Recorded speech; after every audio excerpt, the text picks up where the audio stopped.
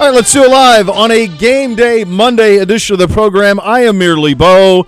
You guys can't see me if you're watching on the YouTube, but I can on the lovely Zoom here in studio from what I think best could be described as the room from The Hangover before it all went to hell. Are you guys in a, I mean, this is like an apartment you guys have there. It looks like there's multiple rooms. I see couches. I see views of the Rockies.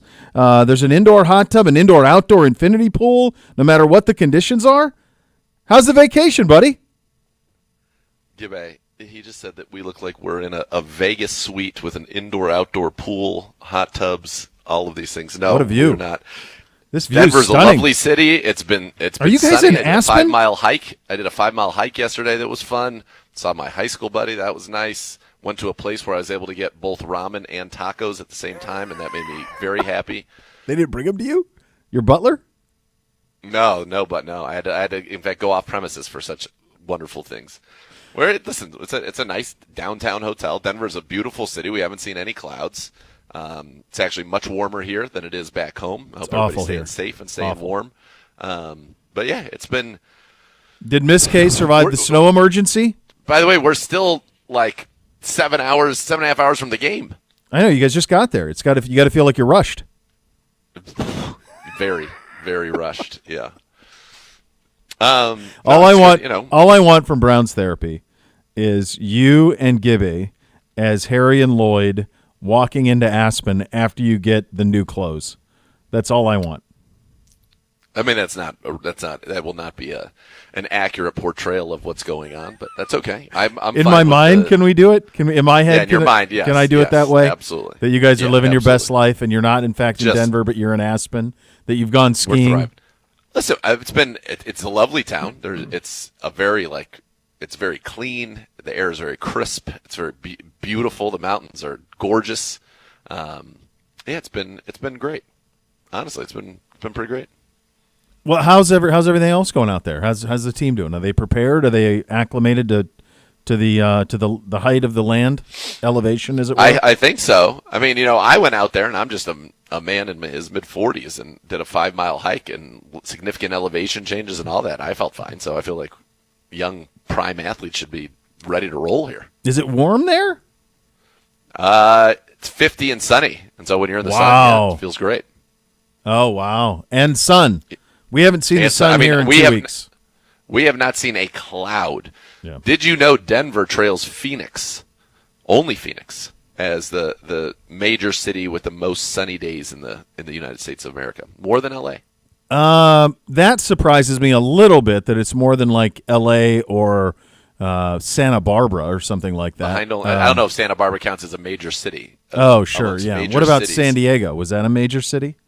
I think so. Yeah, I would think so. No, more here. Yeah. That was always the biggest switch for me. Even when I moved, I had the detour in Florida, but from where I grew up to here is where I grew up is situated juxtaposed just straight north, almost exactly like Denver from the Rockies. So they're right there. They're the backdrop, if you will. And so the biggest adjustment wasn't the cold, but rather the lack of sun. That's the thing, because you can deal with 20s and 30s. If you get that orb in the sky, baby, there's some value. Of course, there's a lot of value. Well, they say this is basically like an high elevation desert before you get into the mountains. And it's been beautiful here. By the way, I had dinner last night. I got some grief for my Rudy takes. From I was who? Undeterred. I did not back down from some of our esteemed guests at the dinner last night. Oh, jeez. They couldn't believe that I didn't like it, although we found common ground on the fact that we both thought Remember the Titans was a sensational movie. There's a lot of good football movies. Rudy just ain't one of them. Yeah. I said, they're like, but it's such a great underdog story. And this is it? That's fine. And I said, I love underdog stories, but you also have to like the protagonist and want to see him triumph. And I didn't. I didn't. No, I wanted him beat up. That's what I wanted. All right, we've got Monday Night Football tonight. Give me your injury report. Where do we stand heading into this one tonight? We're coming off the long holiday weekend, so I think a lot of people probably unplugged. What can you tell me about who's in, who's out? Yeah, we're actually pretty banged up, believe it or not. We're a pretty banged up football team going into this one. On the Denver side, only their starting cornerback, and he's a very good player. Their Their second-year corner out of Iowa, Riley Moss, is out. He's the third leading tackler on the team. He's got a pick and 8 passes defense. He is out for them. For us, though, it's actually a more significant list. For the Browns, Sam Kamara out with a head injury. Cedric Tillman out with a concussion. Juan Thornhill out. He re-injured his calf. Jed Wills remains out. Jeff Swaim is out and on IR. Blake Whitehart's been called up. And then the team added 2 defensive ends. Cam Thomas in his 3rd season out of San Diego State. He's got 3 career sacks. And then James Houston. James Harden would be good. Great crossover, step back. Really not going to win. He's going to be a hog the ball a little bit. But James Houston, 6'1", 248, third season out of Jackson State, a former 6th-round pick of Detroit. He's got 9 sacks in 17 career games. At the end of his rookie season, he ripped off like 6 sacks in his last 7 games. But they've had a lot of issues at that position. They let him go, but the Browns taking a chance on somebody who's been, quite frankly, that's pretty productive. 17 games in the league and 9 sacks. That feels why not take a shot on him? So that's where we are. So some injuries on offense, some injuries on defense as well. And you're going against a very good Denver Broncos team that, as they watched yesterday unfold in the National Football League. By the way, saw another winning week for the Scores. Great week Congrats for the Scores. Yeah, we did us. well. Very well. Yeah, we were very, very welcome. Solid. This week was different, though. What was very different about this week is that we split our differences pretty as we do standard. I'm usually terrible in the late window, and I was on fire. I know. I was the inverted. late window on. It was right, and you were very good at the beginning. But we actually had. It's rare that we have 4 games that we both get wrong. We had Minnesota, Jacksonville, but I feel like we kind of got jobbed on that one. No, we're getting that. We said if Lawrence starts. Lawrence started. Yeah, so we had Jacksonville. Did they? They covered. Did they really? Yes. Did I miss that? Hold on a second. How did I miss that? Yeah, Jacksonville covered. Oh, baby. Never mind. Scores are getting better by the minute. Yeah, give it a minute. So we had Kansas City, Minnesota, and then the Bengals. Yeah. We Kansas both City did, and that one was – I guess I just can't buy them anymore. I think the Bengals are – I mean, it's – I don't know if – well, I'm sure we'll talk about it tomorrow or during the week with them, but Burrow's presser was a thing, man. I didn't see it a lot at all. Well, he's clearly fed up, and it was the first time he basically said, yes, I'm aware I basically have to play perfect for us to win. He kind of is playing perfectly and still not winning. Yeah, he has 4 losses this year where they've scored 33 and lost. Tom Brady, I think, had 4 of those in his career. Yep. And he had 4. He's already had 4 this year. So, yeah, from a Denver perspective, coming into this one, there's a chance to really put a stranglehold on this thing because Miami lost. Absolutely. Cincinnati lost. Yes. Everybody who was kind of chasing them all lost, right? Did anybody win who's in the mix? Yeah, Indy. So, Indy. On a multiple front, there were 3 bad things that happened from a Browns perspective. Now we had the Patriots appropriately in the cover situation, but if New England had won, that would have been very helpful to our draft standing. Carolina had that game won, and Chuba Hubbard fumbles. Yes, that would have been helpful to our draft standing. And then the Jets, honestly, kind of had Seattle on the ropes. And had a chance to win that game. Obviously, they ultimately did not, but had a chance, and that would have been helpful to our draft standing. So Indy was the one team that won that kept itself in the mix. So Indy is still technically, if you look at the AFC, they're the ones that are still kind of in the mix right now because they're 6-7.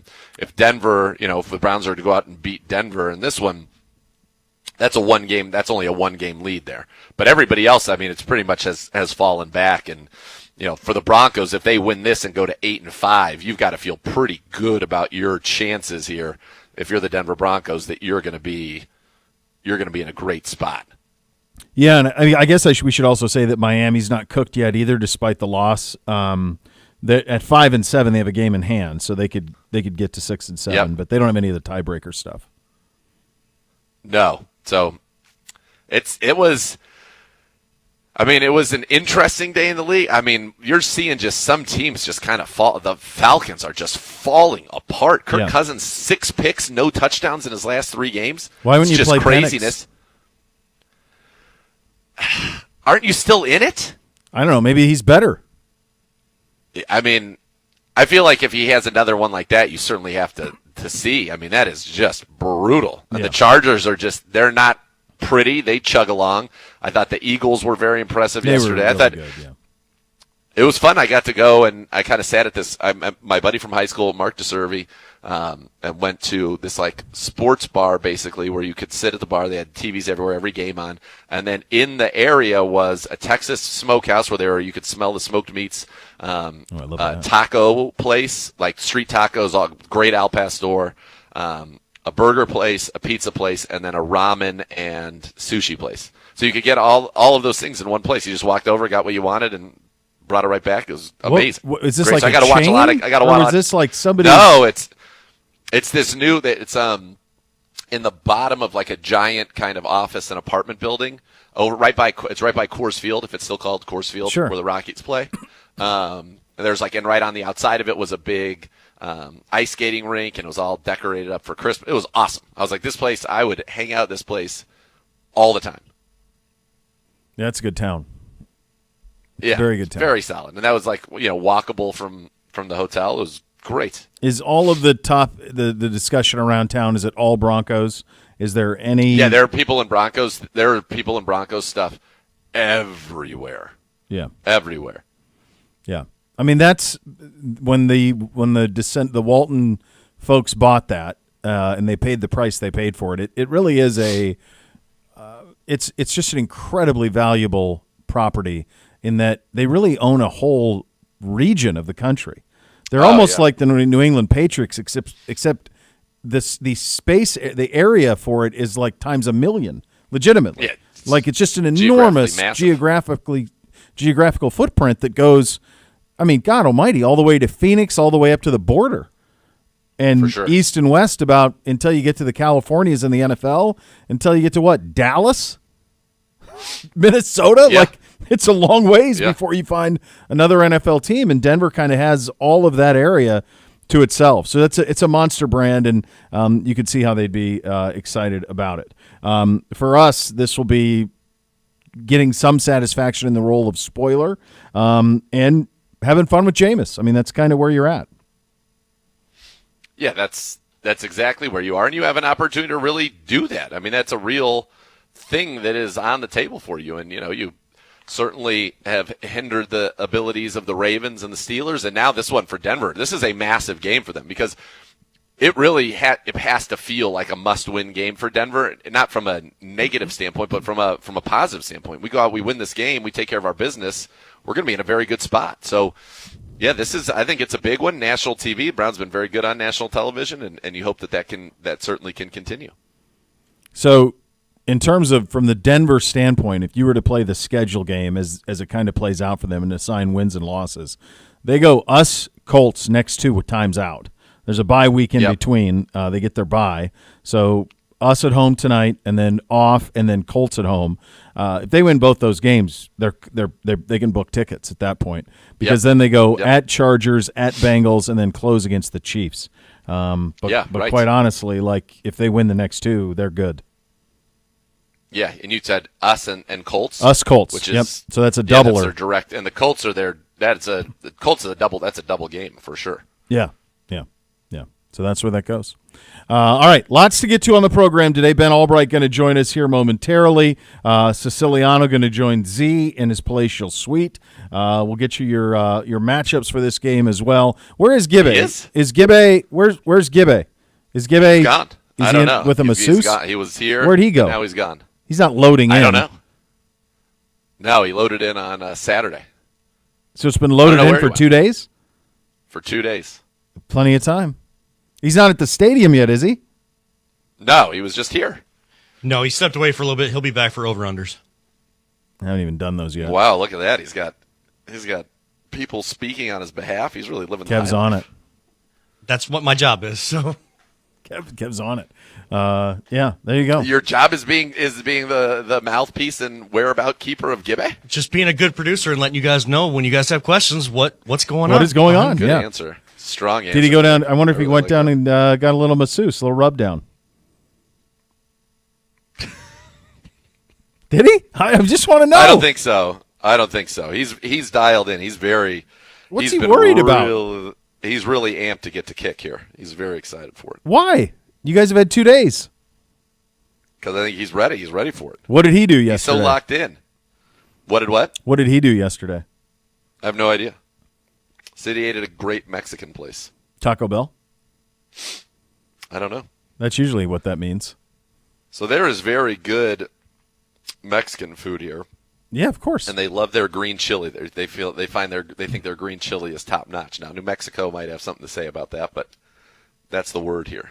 Like the salsa verde? Now, it's a green chili sauce that they put How's on it like differ? A green chili enchilada. I don't think it is that different. I really don't think it's that different. But it's not like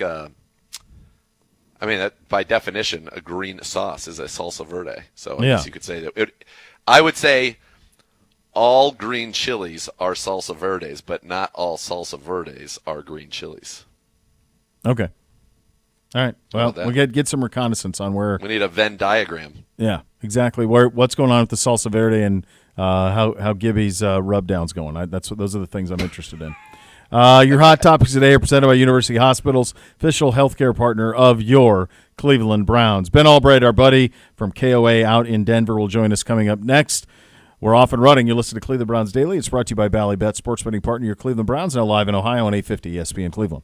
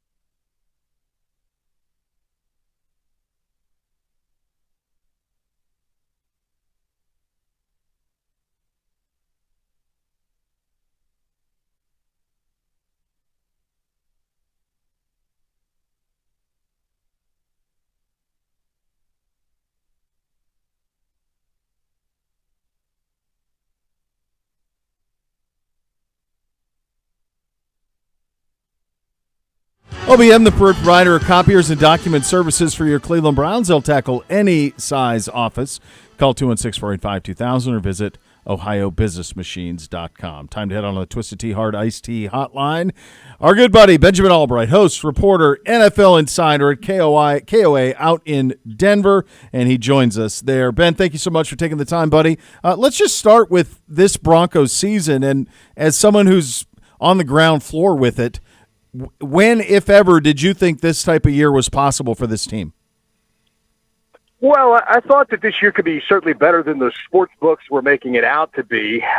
Internally, there was a lot of optimism about, how good this defense could be, and the question was really how quickly Bo Nix could sort of get it and how, all that could come together if they could win any games while he was learning on the job. And, he sort of picked it up, I think, faster than people anticipated. First 4 games of the season, a bit of a train wreck, but after that, he's really started to come on. The defense has been pretty elite. And, at the beginning of the season, I said 9 wins. I may have undersold.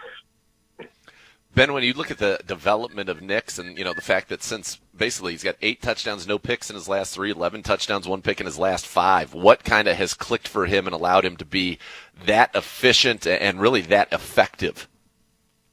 Well, the game has really, slowed down for him, and that's sort of been really the catalyst for it all. You go back and you look at the tape, there's some turnover-worthy plays in there. He's gotten a little bit lucky. I think there's 3 balls that probably should have been intercepted in that span, but, DB's dropped them. But that's a part of the game. They live by, die by with some of the lucky stuff, too. And for Bo, I think the main thing is that he just doesn't make the same mistakes ever. He'll make a mistake, and he'll look at it and be okay, and then he'll come out and remedy that. And I think that's his biggest asset is he just does not make the same mistake very often.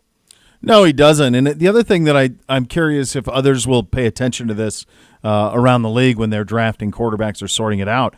Bo Nix played a lot of big-time college football. That isn't always a direct parallel, but it doesn't seem like even at the beginning this was too big for him. It felt, and how much of that was the way that Sean Payton and the crew handled him from the time they drafted him?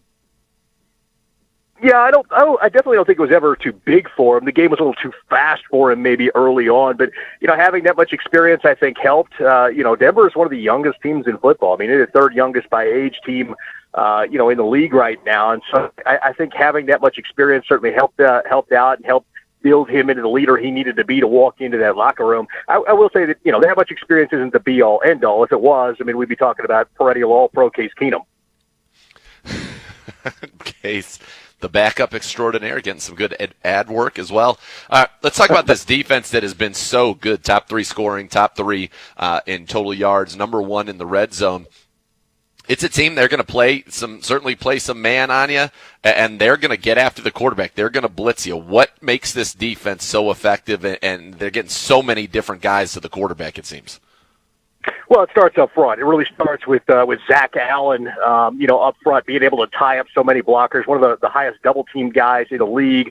And then they added some other big bodies next to Allen that really made this thing go. Getting John Franklin Myers for next to nothing off the Jets with the steal. DJ Jones moving to the nose has worked out fairly well for him as well. And so those guys are just able to occupy those blockers and allow for these linebackers across the board to shoot the gaps and be able to get after the quarterback. And, you've seen Nick Benito grow from a pass rushing specialist into an all-around edge rusher and player and linebacker. You've seen John Cooper, who, former 7th rounder who had heart issues and surgery and all that has evolved into into more of a complete player.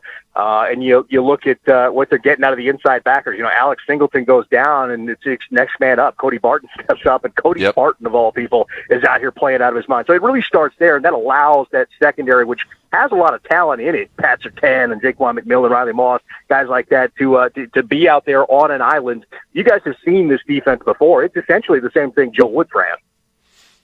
Right, and they've done a darn good job of it. I want to ask you mentioned Riley Moss. He will be out. What does that mean for the secondary? Well, that's big. That's a big hit. Riley Moss has been the guy that teams have tried to go after, and he's been highly effective in playing that. It's going to be interesting to see how the platoon sort of works with the Levi Wallace and Damari Mathis and guys like that sort of platooning in that spot. Mathis, is a guy that has all the talent in the world, but he just, his mental game is kind of off, and he has lapses at times. Levi Wallace been around the league a long time, savvy veteran with good instincts, but lacks the long speed. And I wonder if, between the 20s, they might use Mathis between the 20s and Wallace once you get down into the red zone, just to kind of, maybe help out with his inability to win in long speed situations. One thing I wanted to ask you about this offense, and going through it and then even watching the tape, it jumps out at you, is the size at wide receiver in terms of Sutton at 6'4", Vele at 6'5", little Jordan Humphrey, not little at all. He's 6'4".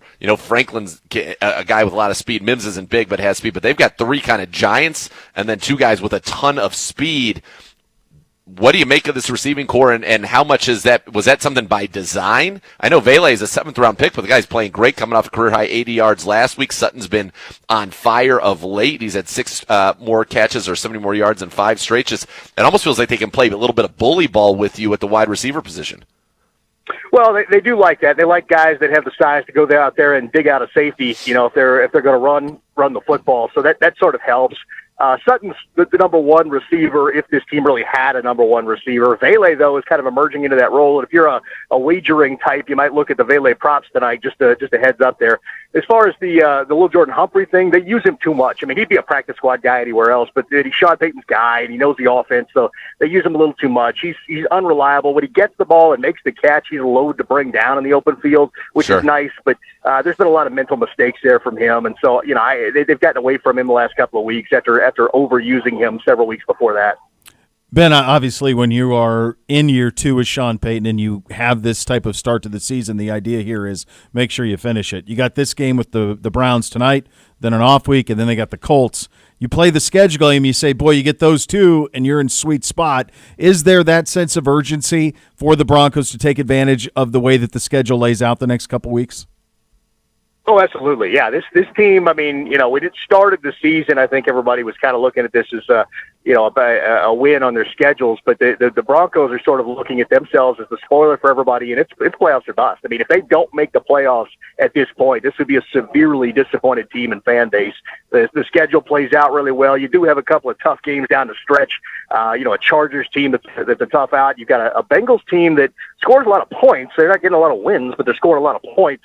And then a Chiefs team, they might be resting their starters in the final week of the season. So this schedule plays out fairly nice for the Broncos. And I think anything less than a playoff appearance would be highly disappointing. What's the one thing, if it was going to kind of keep them, what's the one thing that they're being able to overcome in this, last 10 games going 7-3? Is there something that they've overcome or something that you concerns you, especially as you get later in the season and perhaps weather becomes more of a factor? Well, I mean, you know how it is late in the season. You want to be able to run the ball effectively. They've not shown a consistent ability to do that. I mean, Bo Nix is basically the run game in this thing with token runs to some of the other guys. So that's a problem down the stretch. You want to make sure you're healthy. That could be something down the stretch if you've got a few injuries here or there. But really, I think the main thing is just run game. You've got to get that thing going. You look back at last year, what Sean Payton did to the Browns when they played, running that trap game early to try to take the aggressive front from Jim Schwartz out of the game. I expect you'll see some of that tonight, although I don't know if they'll stick with it because they've just shown a propensity for not sticking with the run game all year that might come back to bite them. Do you think, I know it's a very small sample size, but there was that 1 week where they used Estime a little bit more, and I thought he looked pretty good. Is there any thought that, he's going to maybe get more involved as this season goes on? Because, Javonte, he's struggling a little bit. Yeah, that's the thing. Every time you think they're going to do that, they don't, and then you give up on it, and then they do. It's just weird with how they deploy these running backs. In an ideal world, if you're looking at this thing on paper, I would suggest that Estime should be the early down back. I mean, he should be the first down guy. He's more of a battering ram than anything else. And then you use Javonte, who's a little bit more Swiss Army knife. Javonte can catch. He pass protects really well. And, he runs okay. He's just not the same runner he used to be before all the injuries. And so, I would probably use Javonte Williams in the same role they had Samaje Perine last year, and I think they'd be a lot more effective. Ben, if there is, in terms of what would make the Broncos nervous tonight, usually when you play us, it has to do with Myles Garrett. What will the plan be there? Cross your fingers and pray. I think, it's Myles Garrett. It's like when you're playing Garrett or Watt or Max Crosby, part of the strategy is hope. They'll run tight end to that side. They'll move a Troutman over there to help out wherever Garrett shows up. And they'll keep a back end to chip at times, those kinds of things. But, it's it's going to be Bowles and Magic Mike over there on the other side, and that's going to be tough. I mean, that's a tough ask for anybody. It's a tough ask for either one of those guys. So we're hoping we don't see too much Garrett on Garrett crime in this one. All right, buddy. What uniform the Broncos rocking tonight? Because we're in the all white, aren't we, Z? We are not now because, and he'll tell you why. In a Oh, second, okay. So it's okay. So we'll be we'll be in the white helmet with the midnight blue top. They're doing a midnight thing tonight. It's supposed to be the midnight blue pants as well, but I'm not 100% on that. There was some chicanery, so I'm not sure that that's 100% done. Yeah, so I think we are going to be in our orange helmets. I think we might be in orange helmets and all white, and they're going to be in navy and white up top. Oh, so this was Correct. set up. That is the plan. This was set up though for the Elway originally, yes, Kozar, but once where you could have had them in the orange crush, right?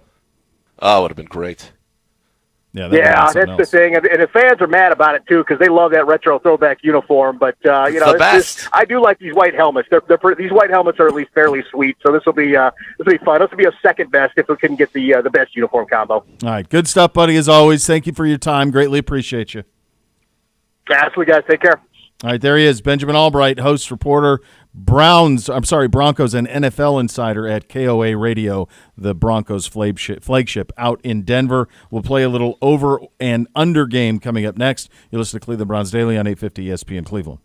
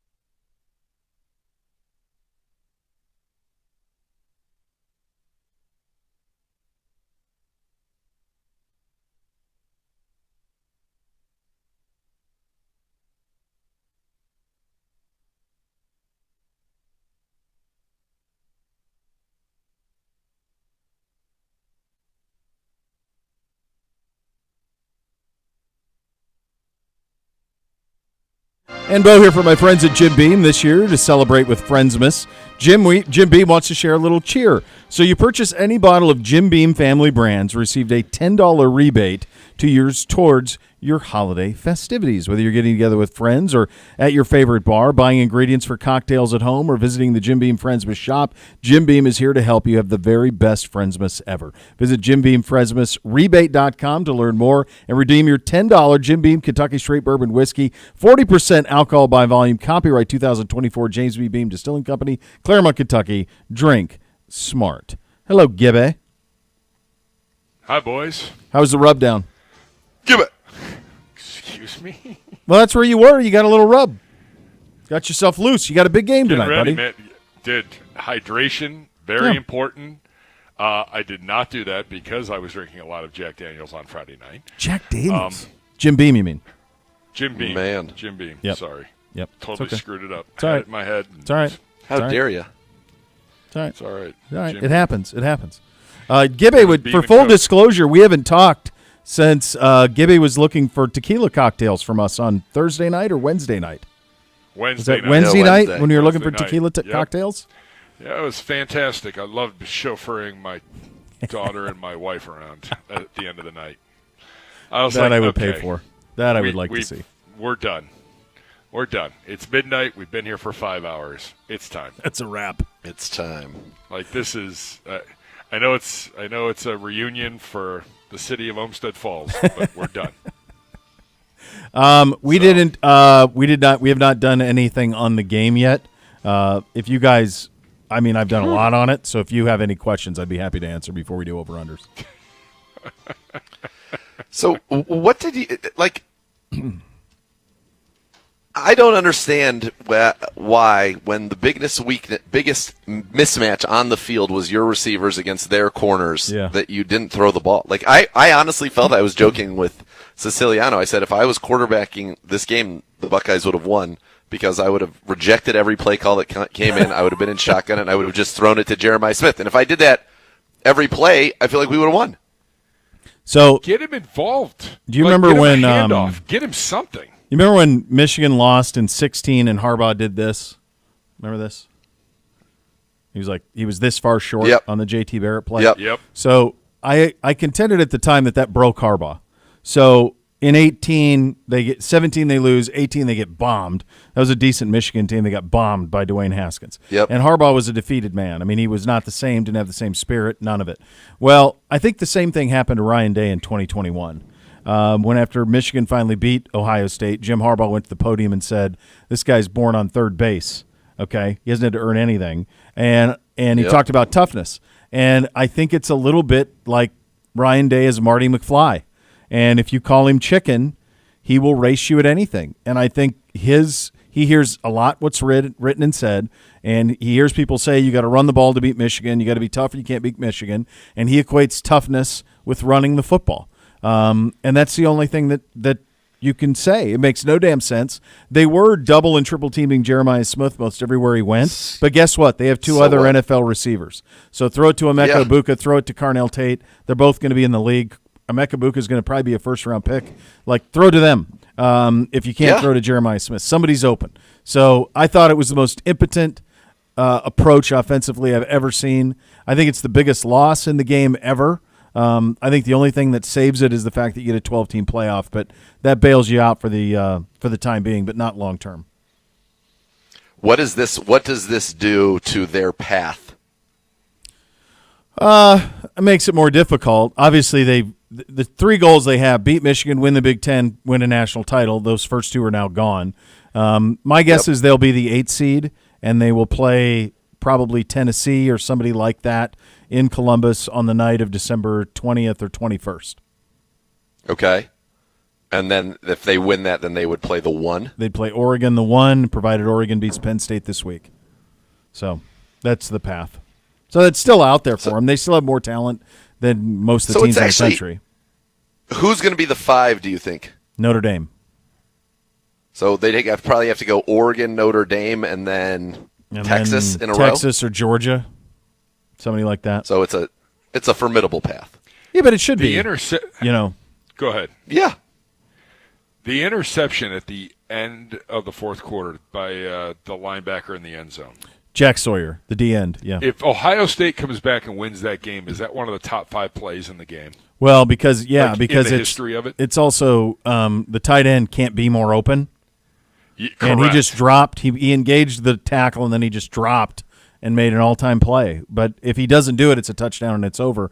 I think the thing that is most crazy is Ohio State had 2 interceptions, one from Caleb Downs and one from Jack Sawyer, and they ran a total of 7 plays. They missed a field goal. They gained no yards. Ohio State's last first down was something with like 5.5 minutes left in the third quarter. They didn't even get a first down the rest of the way. I mean, it was just so cowardly, the approach. Well, that was a word that was used by many. Do you think Me too. was there any talk of, or has there been, was Will Howard maybe concussed? And So because he came out, he went Yeah. back in, he didn't play well. I mean, not that he was playing well before that, but he didn't play well. And maybe that's why they just were like, we're just going to run it. But I think if that's the case, then you put somebody else out there who can throw the ball. you just said it. So even if there was something wrong with Will, first of all, they would never let him out there with a concussion. I was more curious about his shoulder. So did he take a hit that forced him to not be able to throw the ball? He's not a big arm guy anyway, but he's gotten better as the season went along.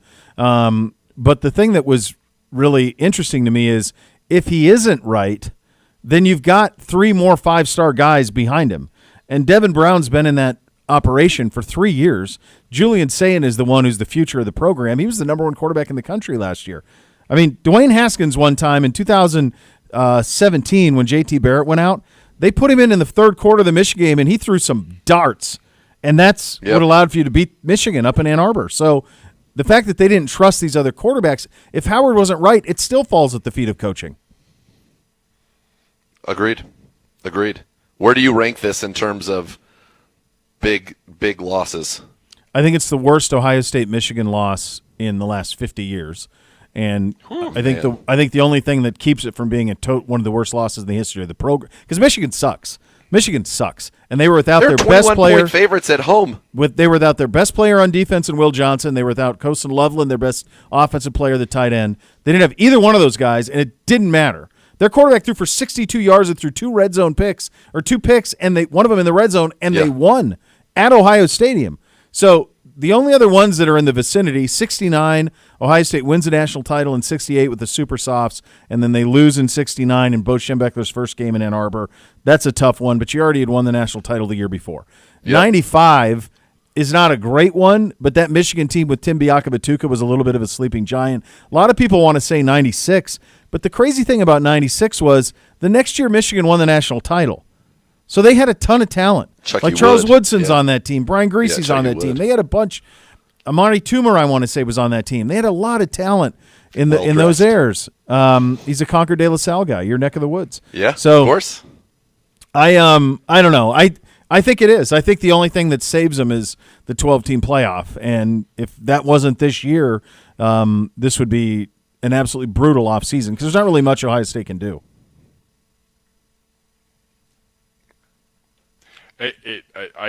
I kept watching. I said the same thing. I was listening to your program earlier today with one Tyvis Powell, and I said the same thing at halftime. I'm like, they're done. My wife's like, what are you talking about? It's halftime. I'm like, I don't see it. I don't see the fire, and Michigan's knows the door's open ajar, and they're doing exactly what they need to do to win. So, Bo, remind me, because I don't have it like completely at the ready, but my recollection of it, although it may be a little bit off, was that maybe not when I first moved to Ohio, which would have been 2001, but because I remember when they had the 1-2 game was kind of early in my time here. It was like Chad Henne. Yeah. That was 06. Okay. Yeah. So then it felt like anyway, from like after that through 2021 is when Harbaugh first right they won 21, 22, 23, 24. Yep. Yeah. So before 20, that it was just all Buckeyes. Just Ohio State dominance. only lost in 2011. So they won from Tressel got beat once in 04 or 3, one of those. And that was Michigan had 2 wins in 20 years. Right. So it was complete and total domination. And I felt like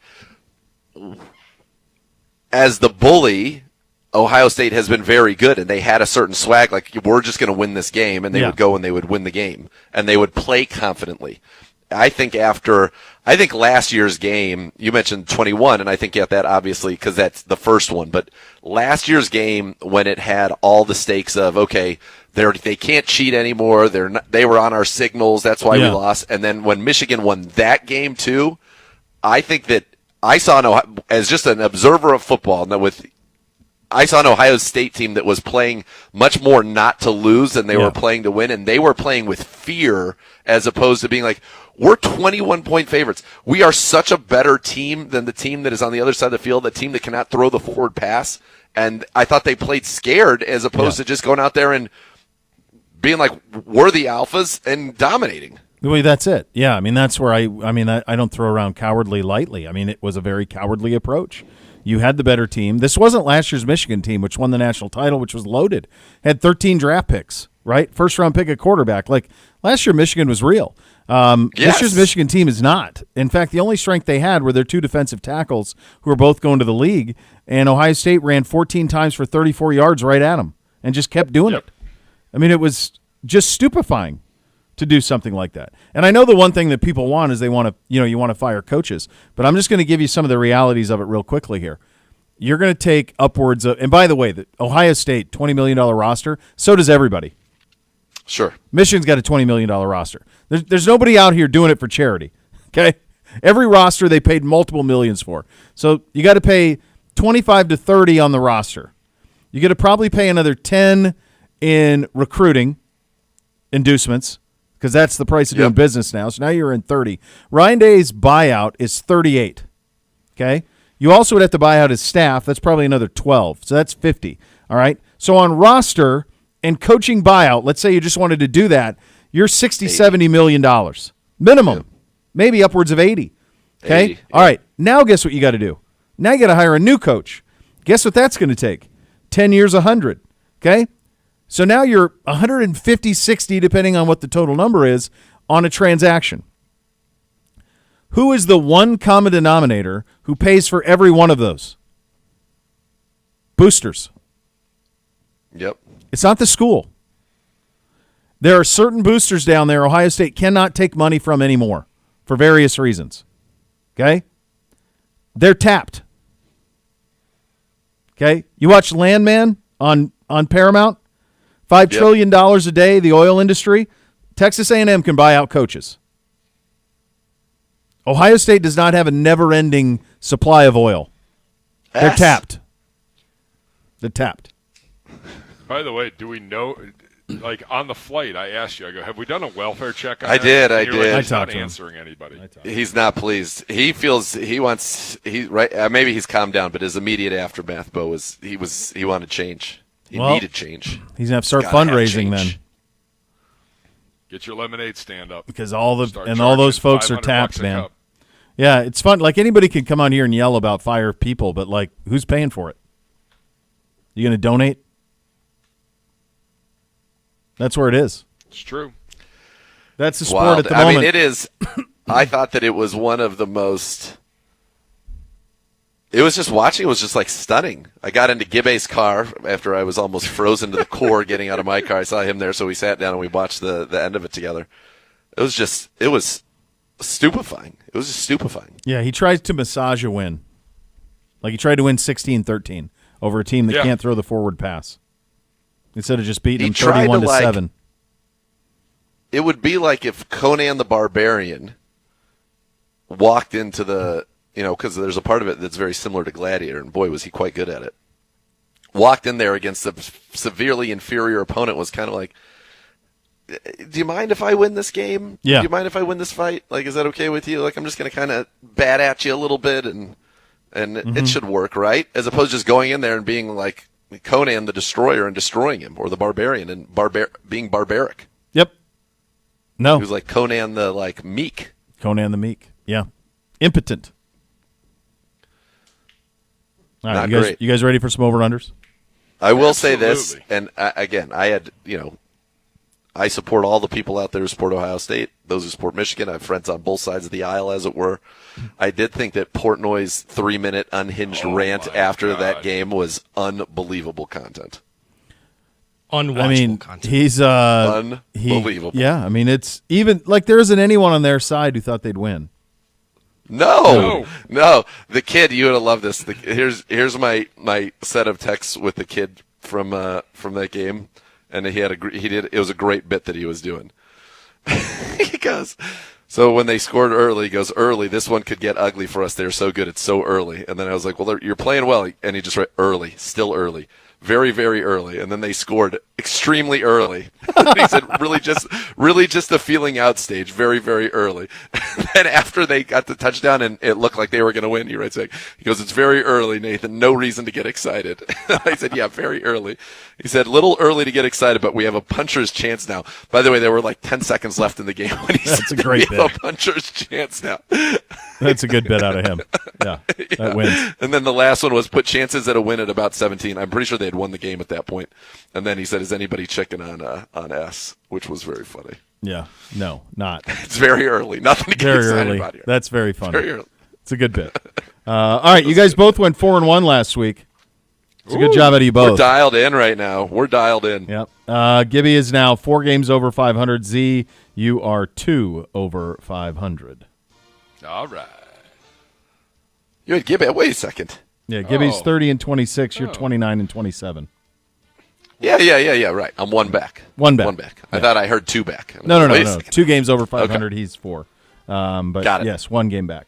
All right, Gibby, this one's for you.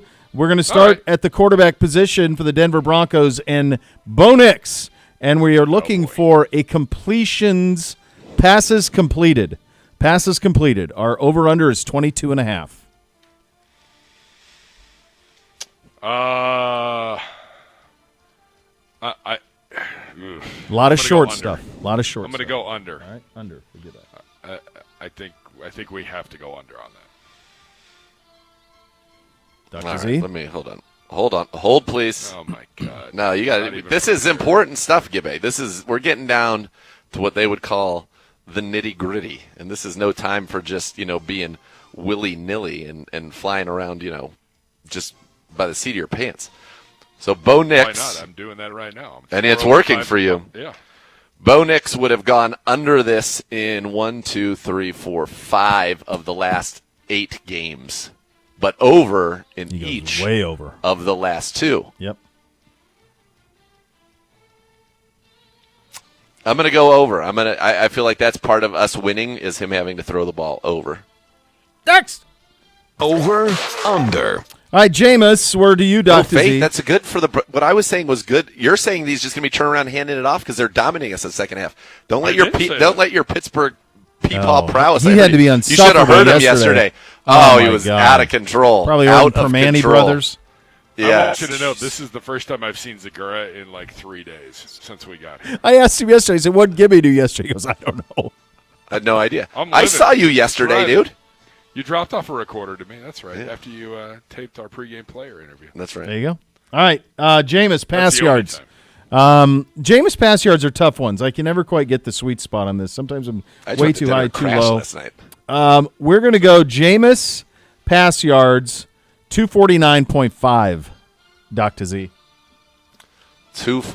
249.5 on the Jameis pass yards. And so that's obviously a number that is interesting and it bears some examination. And the reason it bears examination is because of the simple fact that Jameis is averaging about 290 yards passing per game. And so that makes me say, what does Bo know? Well, Bo knows a great deal. There's an ad campaign around it There a is, few yeah. years back. And so we go and we look at what are the yards per game that quarterbacks are getting against this Denver Broncos team. It must be low. That's what it leads me to believe. And then I see, it's 217.9 yards per Oh, game. baby.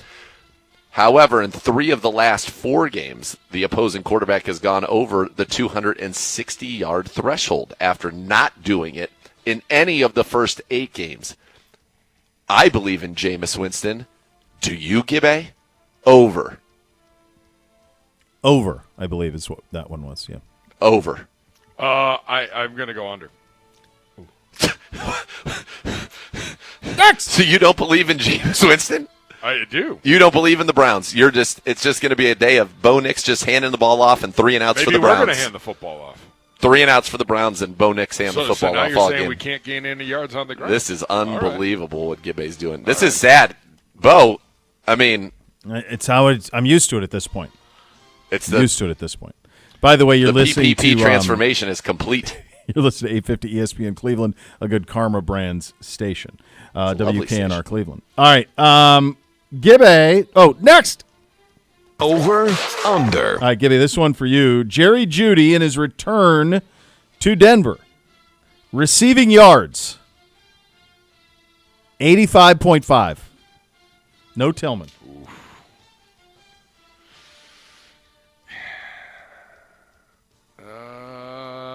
I think our boy gets his tonight. Yes, over.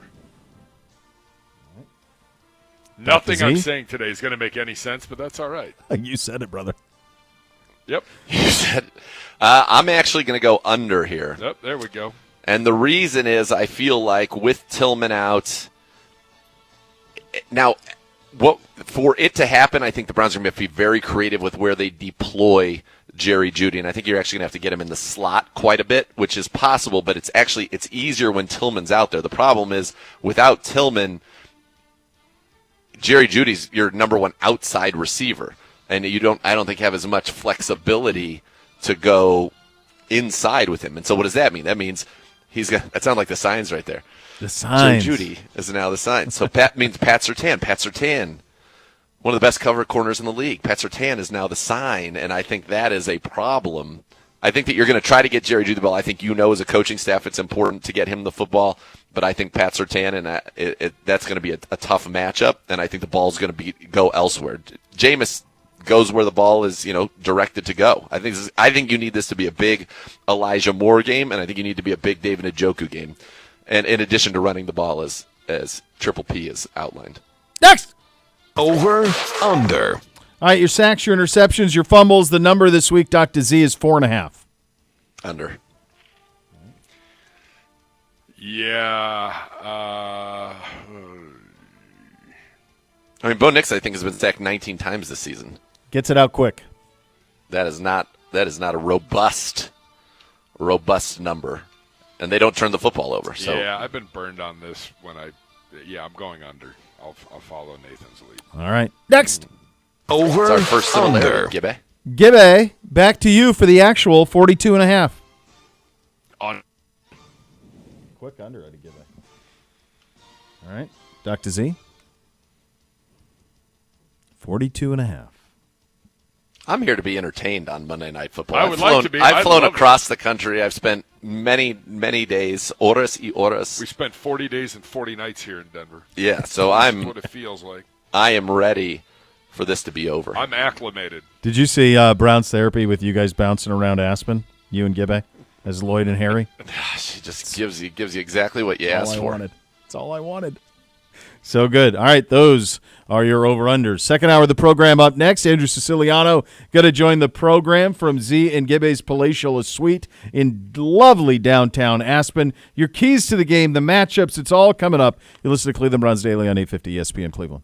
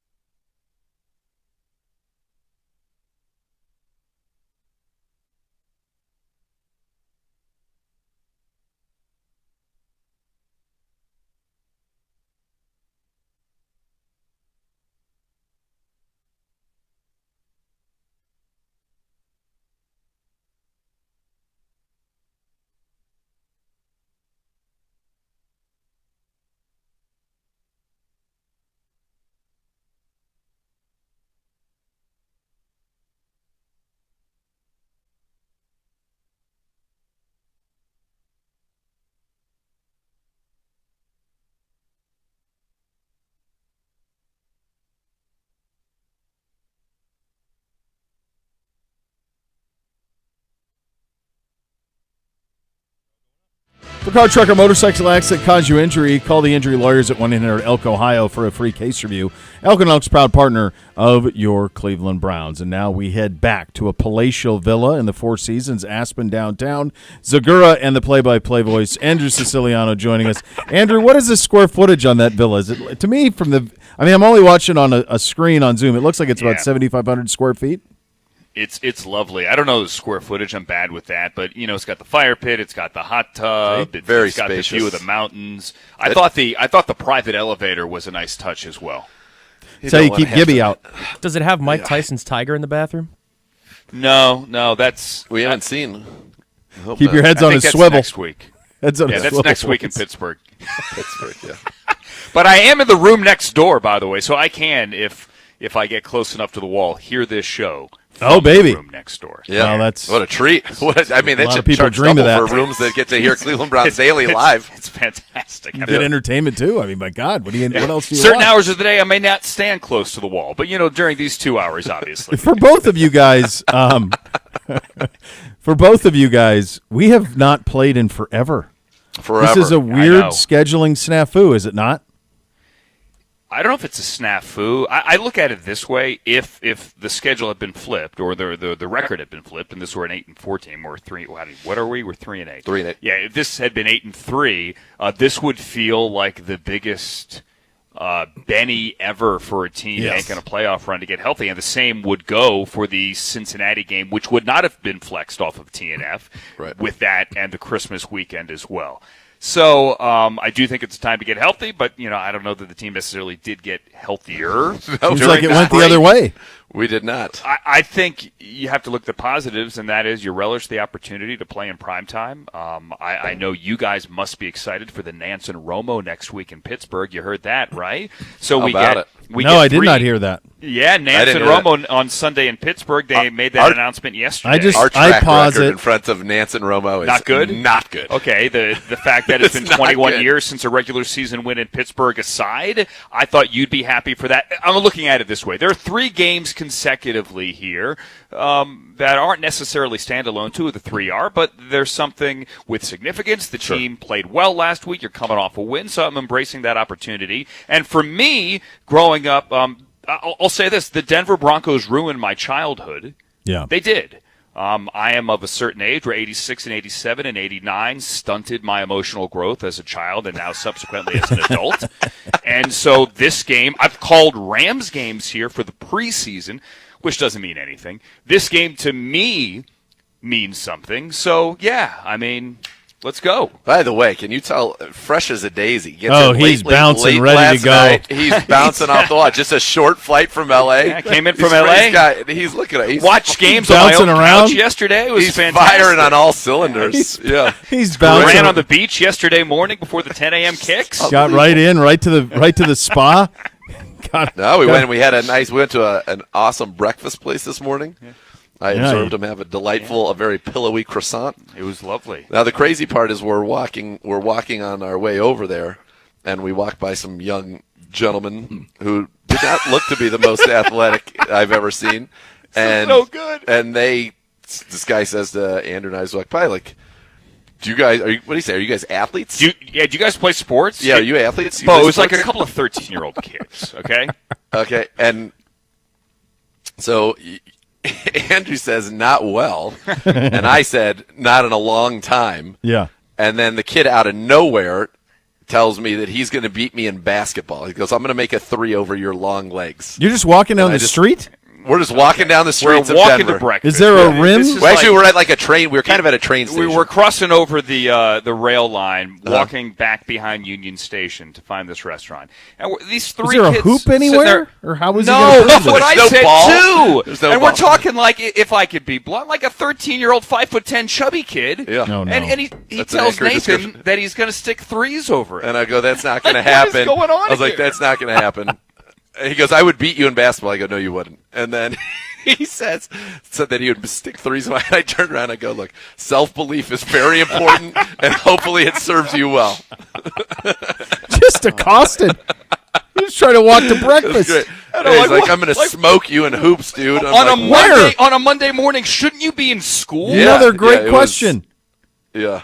Where is he going to smoke you in hilarious. hoops? It's not So like a self-belief is the theme of the day. And so we've got a lot. Andrew's, he's fired up. He's got a lot of self-belief in this Browns team, and so do I. And so do the Browns players. Let's go. True story. Can I tell that? Hold on, real You quick. got all the time you want, buddy. If Yeah. I may, it was March of 1996. I like when you get the 100 in there. Okay, I was here as a student, Syracuse University, and we, the Syracuse basketball team, played a round of 16 game and then 8 game because we went to the Final Four at McNichols Arena. Yeah. May it rest in peace, right Yep. up the street here. Oh, wow. And this was my first time as a young man in Denver.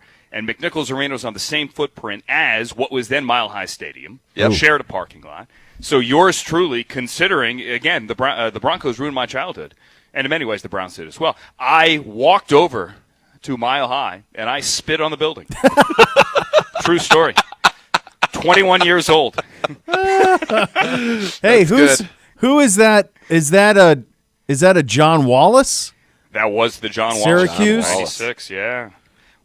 Who'd we beat here? We beat Kansas. You beat Kansas, who was the number one overall seed. Kansas, right? And I think it was it Mississippi State was in Mississippi State This was there, too. 96? 96. Didn't Arizona win in 96?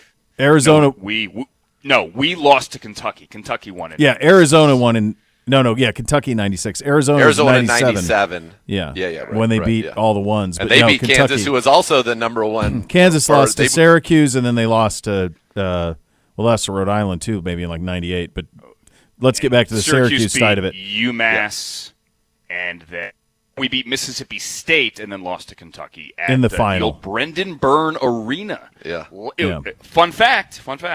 Last Final Four held in a non-football stadium, in an actual basketball arena. Interesting. 1996 at Brendan Byrne Arena. No Was- longer. Also, may it rest. Was that in like peace. who was that? Like a Ron Mercer? Ron Mercer, Okay, so Antoine Walker, there were 8 NBA players Yeah. on that team. Name them.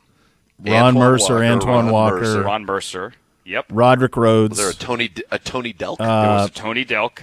Roderick Rhodes was on that team. Tony Delk was on that team. Roderick Rhodes is not on that team. Really? Derek Walter Anderson McCarthy. was on that Derek team. Anderson. Walter McCarthy, yeah, sure. Mark Pope, Jeff Shepard, His kid's good. and Anthony Epps. Epps. That's pretty good. Rhodes was Yeah. done. Was he the 98 team?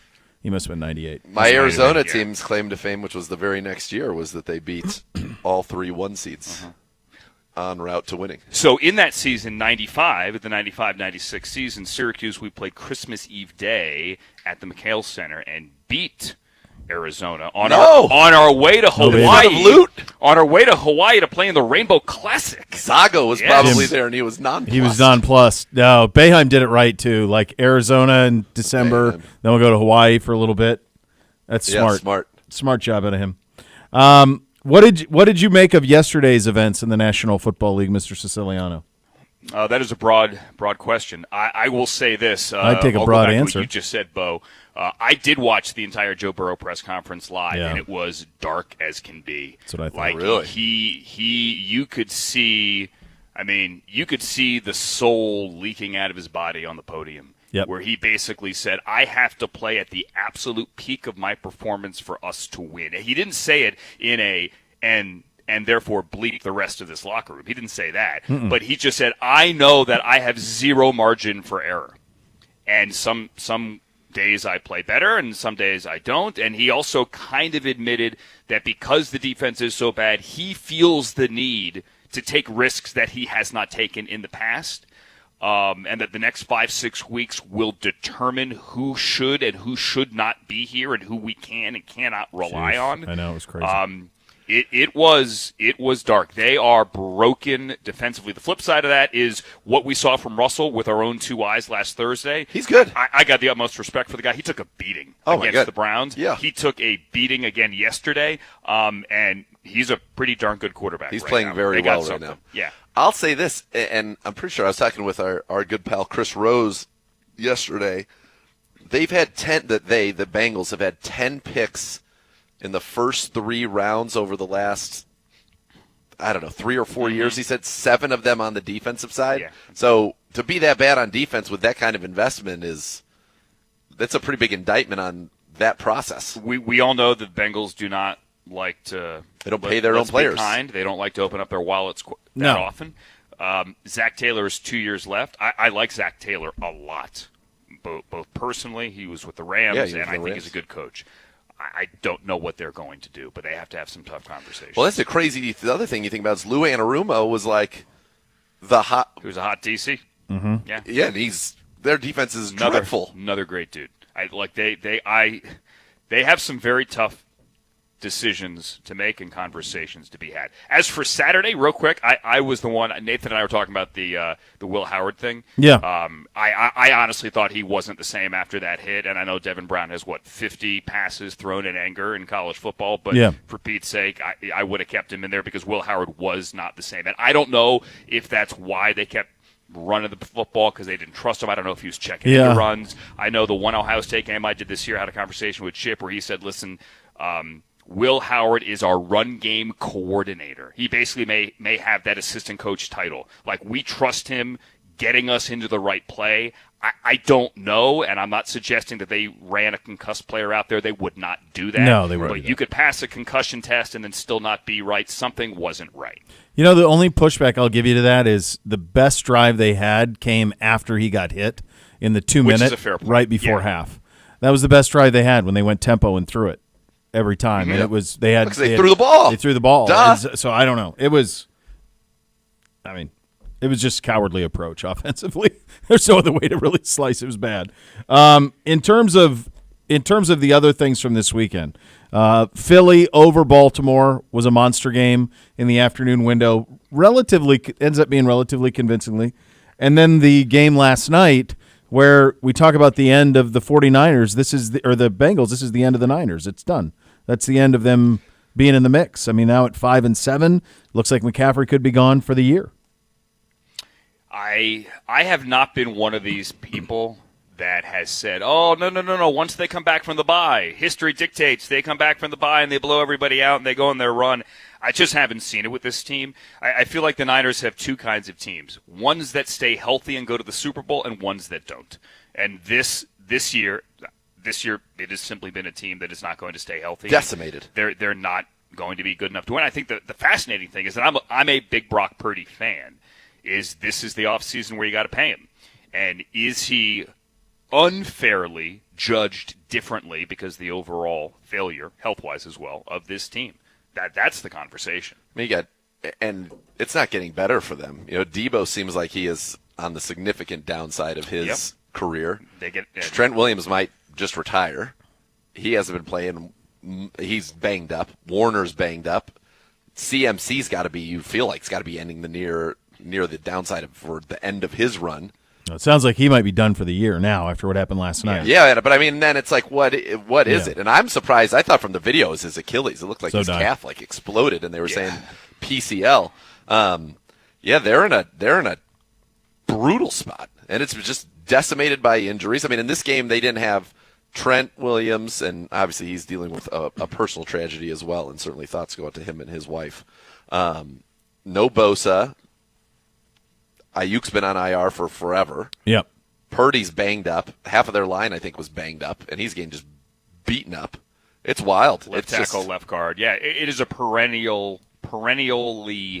injured team.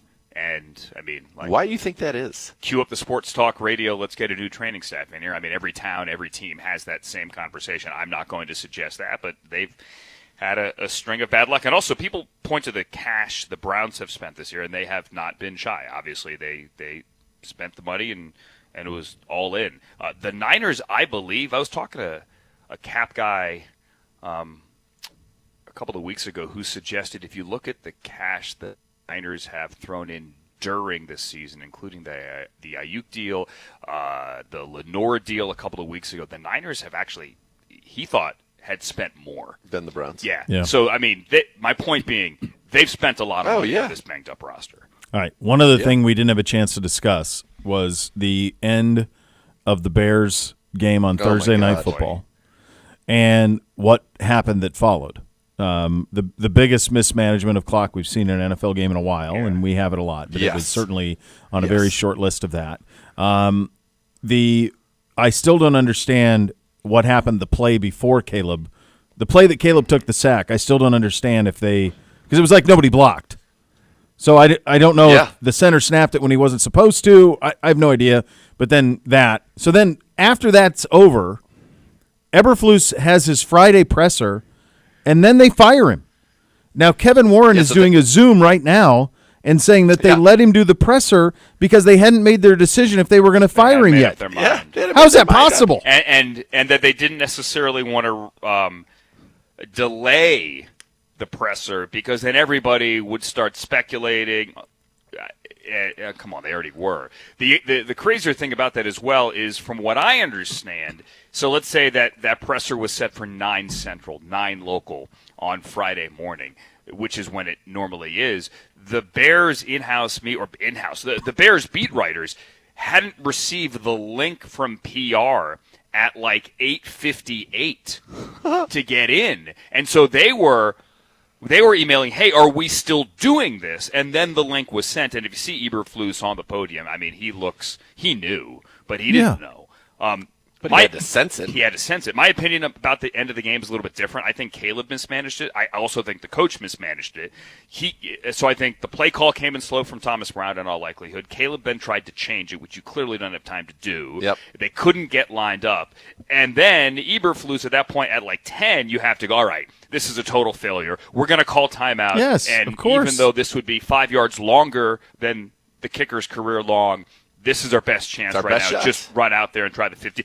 Matt Eberflus would not throw his quarterback under the bus after the game, nor would he throw his quarterback under the bus the next morning.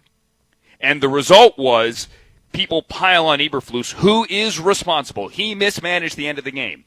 But they say, oh, well, he said he wouldn't have done anything different. He phrased it poorly. I think what he meant to say was the kid screwed up and I didn't fix his mistake. He should have taken the timeout with 18 seconds left. I mean, yes. Why let it get to 10? It didn't have to be like that. Exactly. Like, geez, come on. And now they're saying Cliff's the favorite to be the coach. No there. way. That's a disaster. No way. Siciliano says no way. I just saw that. No I'm way. telling what people. I read that today. Oh, no. I know that. Yeah, There's no chance, right? I would be stunned. I'll tell you what. I would be stunned. You've got to get somebody that can work with him directly. You need somebody you need an offensive guy. Yeah, I think it'll be a very coveted job. Kevin Warren called it the most coveted job in the National Football League this year. This is the same guy who tried shutting down the Big Ten until Justin Fields said, actually, no, I think we're going to play in 2020, and they ended up doing it. So who knows? Sometimes you fail upwards. All right, Andrew, in terms of tonight, give me your what are you most interested in tonight in terms of if we're doing this early, it bodes well for the game, and then we'll get you out of here, buddy. I mean, I would love to say run the ball to call off the dogs a bit from that pass rush. Denver, this is not the Vic Fangio defense we saw last year in any way, shape, or form. Vance Joseph kind of threw that out and said, to heck with it, and I'm coming after you. And they blitz more than anybody. Yep. So running the football would certainly ease up the pressure on the quarterback. I'm fascinated. Will Judy travel with, or Surtain travel with Judy? I assume he will. I hope Jerry doesn't let the juice of this reunion get in his head. Right? Let's take a deep breath here and let's play the game like you played it. What seems like 15 weeks ago, but it was actually this past Thursday. But yeah, protection. Jermaine Ifedi on an island there. Protection on Jameis Winston, to me, is the key tonight. All right, buddy. Have a great call, my friend. You're going to get your keys coming up next, Dr. I'm going to go next door now. Go next door. Okay. Yeah, If I hear anything good, I'll knock on the wall. Very good, very good. Yeah, I know it's a long walk. Make sure the butler gets all your stuff. It's a long walk from your villa to Z's. All right, we will do your keys to victory from Dr. Z, your forecast for kickoff as well. It's coming up next. You'll listen to Cleveland Browns Daily on 850 ESPN Cleveland.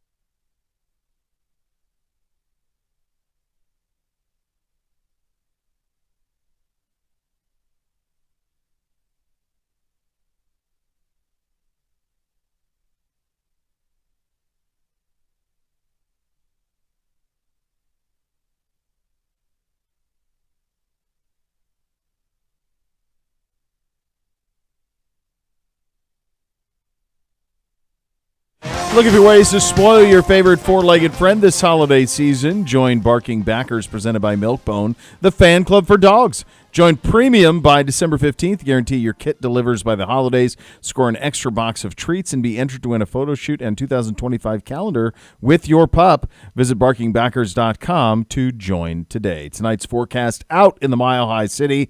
40 degrees and clear skies, a slight breeze, but perfect football weather out there, Dr. Z. How about your keys?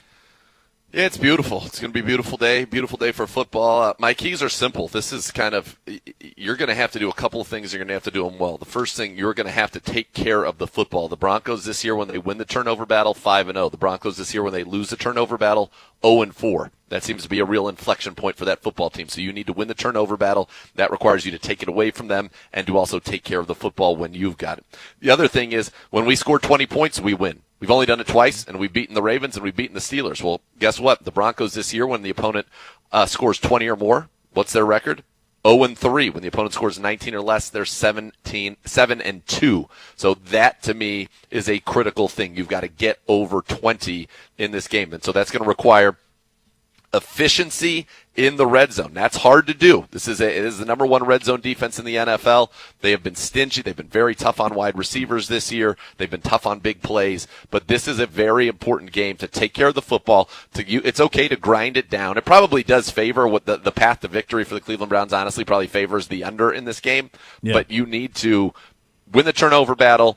You need to take care of the football. You need to protect your quarterback. They have the most sacks in the league. You need to avoid those big negative plays for your offense and the big positive chunk plays for their offense. And if you do that, you can win this game. I mean, they're not world beaters. They cannot run the ball. And I think it's going to be very important on the early downs if they do run the ball. And they use a lot of passes early downs to kind of as long handoffs. But when they do run it, to just bottle up Javonte Williams. It's a struggling running game. Jaleel McLaughlin's really the only guy that's got some juice. Estime's a big hammer, but you've got to stop that, get them in obvious third and longs, and then get after Bo Nix.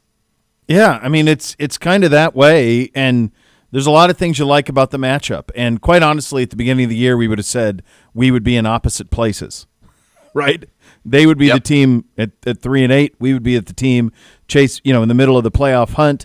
It didn't go that way, and so the two teams are inverted from where we thought they would be. But the opportunity is there, and I think for this team and for this fan base, we saw this on the Thursday nighter against Pittsburgh.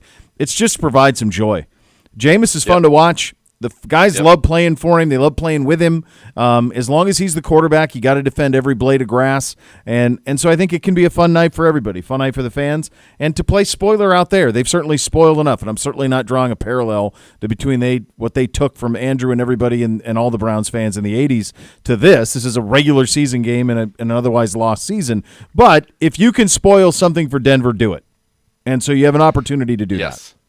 I would say the only thing that would be more shocking than, the birth and really kind of just the realization of Pittsburgh Peepaw is if he became like a Denver Broncos Peepaw. That I would. Oh, my God. Ponies Peepaw? Great disdain. Yeah, Ponies Peepaw. Jeez. By the way, fun stat I just came across here for your boy Joe Burrow. We were talking about that presser earlier, and you obviously heard the whole thing, and so did Andrew. Quarterbacks that have had 30 or more passing touchdowns and 5 or fewer interceptions through the first 12 games of an NFL season. Tom Brady in 2007 was 12-0. Aaron Rodgers in 2011 was 12-0. Aaron Rodgers in 2014 was 9-3. 2018 Drew Brees was 10-2. 2020 Patrick Mahomes was 11-1. 2020 Aaron Rodgers was 9-3. 2024 Joe Burrow 4-8. Yeah. I mean, you heard Shannon this morning, Shannon Sharp going at him. Said, Burrow? Yeah. And Orlovsky's like incredulous. Orlovsky's like, what are we doing here? What are we doing? He's like, he's turning it over at the wrong times. Orlovsky goes, he's got 3 interceptions on the season, man. What do you want him to do? It was pretty good. It was pretty good. It was very, very good. That's wild. Yeah, it was something. We'll hit your matchups coming up next. You're listening to Cleveland Browns Daily on 850 ESPN Cleveland.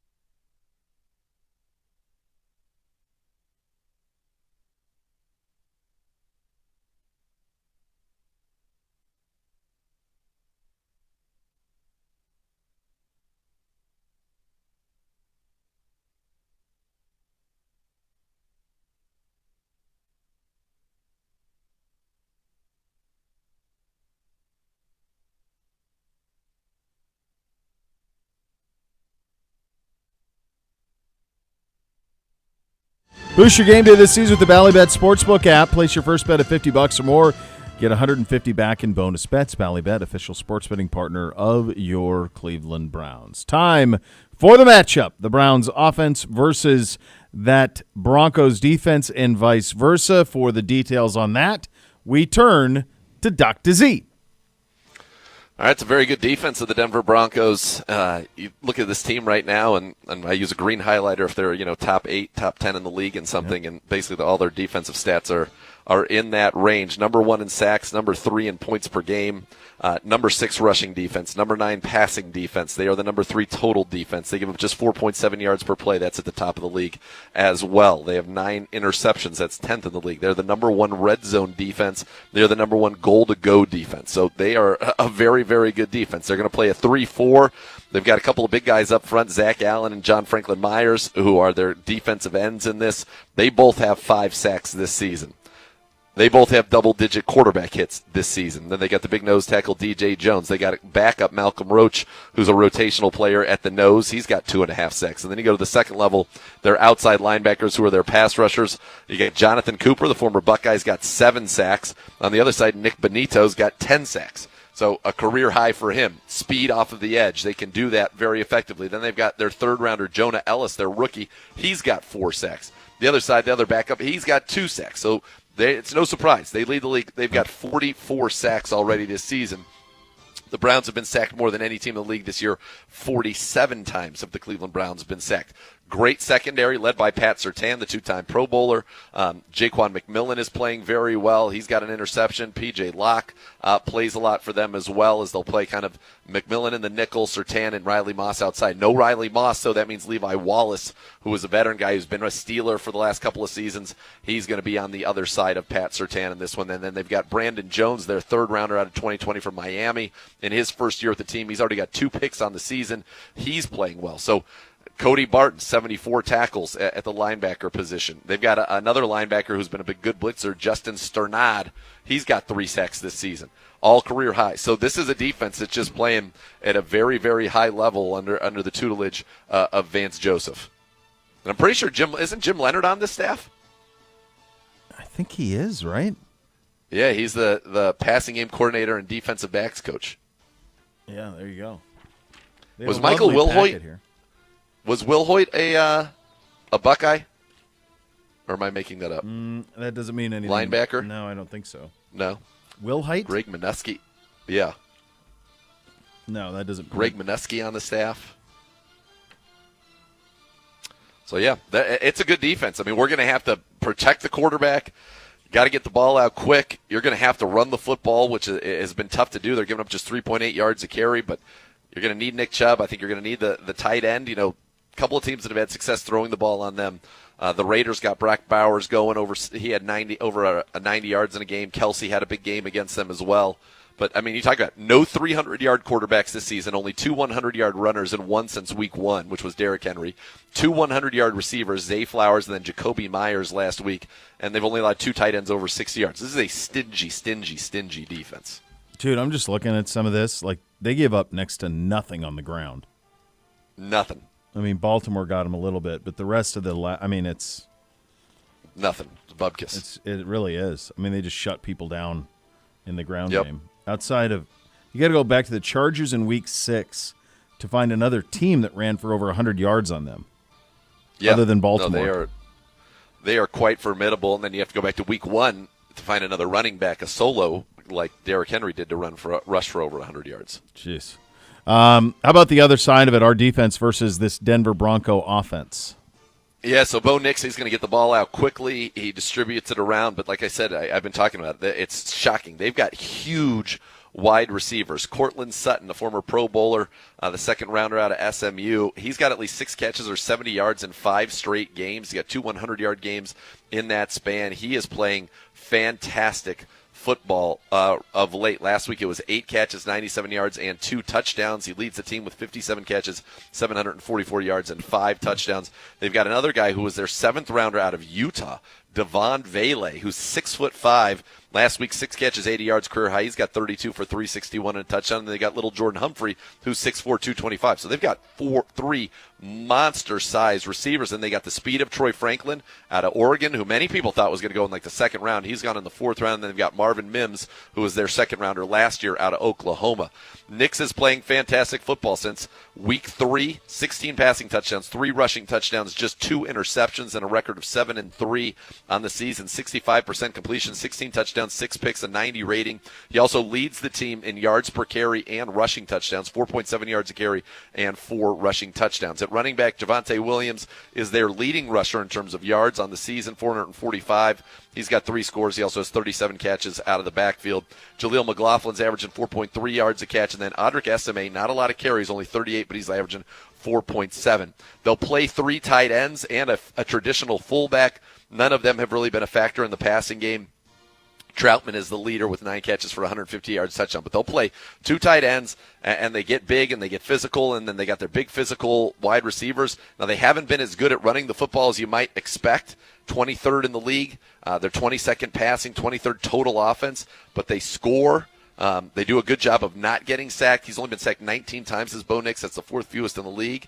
And then they're good when they get into the red zone, and when they get in goal-to-go situations, they convert those into touchdowns, and that's made them an effective team. Not a great third down team. Their line has been excellent. The most sacks anybody on their line has allowed is just 2 on the season. The most pressures anybody has allowed on their line this year is 14. That's insane to me how good that they have been up front. Yeah, they really have been. You were talking about, or Andrew rather. I want to bring this back to you. I didn't get a chance to get your comment on this. Andrew talked about Jerry Jeudy and the emotional return to Denver. It was an emotional place for him. He's a first round pick. All of those things. How much will that be part of managing that for him? Emotional player, obviously, but also knowing Kevin and Jameis, I kind of feel like he's going to get a chance to eat a lot. I think he is. I think it's going to also be part of it. It's going to be dictated by, what happens with what's Pat Surtain doing, right? Is Pat Surtain following everywhere? And if he is, then you've got to be, I think at some point, you've got to be somewhat judicious with what's going on there. I think you've got to be, smart. He's one of the best in the league, period. I do think they will try to get him the football. And I do, you want to keep it going. He's had 4 straight games over 70 yards, averaging almost 100 yards a game during that span. He's been fantastic for you. So he is your number 1 receiver. So yeah, I do think you want to see that continue. And that'll be very interesting to see, and just talking kind of back on the flip side of it when we're talking about Bo Nix as their quarterback. From a clean pocket, 72% completions, 2,115 yards, 14 touchdowns, 4 picks. 12 big-time throws, 101 rating, and then you get him into a under-pressure situation, 44%, 4.5 yards an attempt, 2 picks, and a 55 rating. I mean, that's the key. You've got to get them off schedule and then get after him, and I think you've got a good chance to really disrupt their passing attack. Wasn't it your buddy the Cook who was all over him to the Broncos? One of your buddies was. No, that's Jimmy Bang Bang. Jimmy Bang Bang, Bang Bang, yeah. There is something about Jimmy Bang Bang is now the sign. Nix is a quick processor, and that's what Peyton likes. And so he doesn't have a huge arm to drive it down the field, but it's fine, and he will get it out quick. I like what you said earlier, like they use the short pass game as the run game, essentially. So there is some of that where they will try to beat you by 1,000 cuts is kind of the approach there. Offensive, obviously no Jet again. We know that. What's the tackle situation look like? It's going to be Conklin at right tackle, who just played a great game, I thought, against Pittsburgh last week. Jermaine Ifedi on the other side, who gave up 4 pressures and a sack, and obviously that sack was a backbreaker because it was a sack strip fumble. And then your top backup's going to be Jaron Christian, who's been with the team for a week but started 9 games for you a year ago. All right, there you go. There is your matchup. We will get you a score on the other side of this quick timeout. So much more to come. You'll listen to Cleveland Browns Daily on 850 ESPN Cleveland.